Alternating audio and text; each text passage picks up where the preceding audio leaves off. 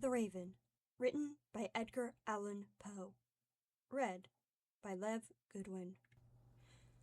Once upon a midnight dreary, while I pondered, weak and weary, over many a quaint and curious volume of forgotten lore, while I nodded, nearly napping, suddenly there came a tapping, as of someone gently rapping at my chamber door. "'Tis some visitor," I muttered, tapping at my chamber door. Only this, and nothing more. Distinctly I remember it was in the bleak December, and each separate dying ember wrought its ghost upon the floor. Eagerly I wished the morrow, vainly I had sought to borrow from my books surcease of sorrow for the lost Lenore, for the rare and radiant maiden whom the angels named Lenore, nameless here forevermore. And the silken, sad, uncertain rustling of each purple curtain thrilled me, filled me with fantastic terrors never felt before, so that now, to still the beating of my heart, I stood repeating, "'Tis some visitor entreating entrance at my chamber door, some late visitor entreating entrance at my chamber door, that is it, and nothing more."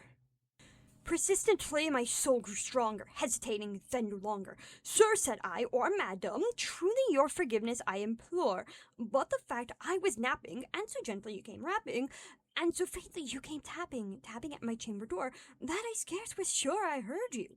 Here I opened wide the door, darkness there, and nothing more." Deep into that darkness peering, long I stood there, wondering, fearing, doubting, dreaming dreams no mortal ever dared to dream before. But the silence was unbroken, and the stillness gave no token, and the only word there spoken was the whispered word, "Lenore?" This I whispered, and an echo muttering back the word, "Lenore," merely this, and nothing more. Back into the chamber turning, all my soul within my burning, soon again I heard a tapping somewhat louder than before. "Surely," said I, "surely that is something at my window lattice. Let me see, then, what thereat is, and this mystery explore. Let my heart be still a moment, and this mystery explore. 'Tis the wind and nothing more."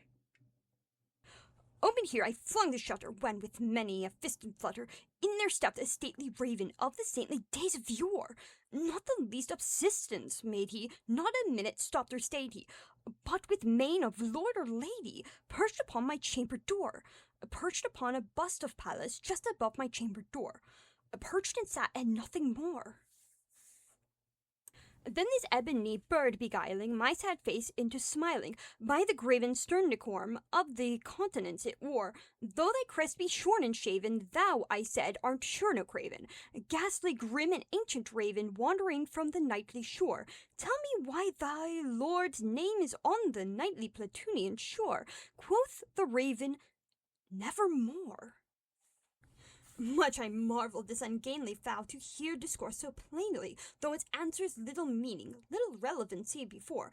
For we cannot help agreeing that no living being ever yet was blessed with seeing bird above his chamber door, bird or beast upon the sculptured bust above his chamber door, with such name as Nevermore. But the raven, sitting lonely on the placid bust, spoke only that one word, as if his soul in that one word he did outpour. Nothing farther than he uttered, not a feather than he fluttered, till I scantly more than muttered, "Other friends have flown before. On the morrow he will leave me, as my hopes have flown before." Then the bird said, "Nevermore."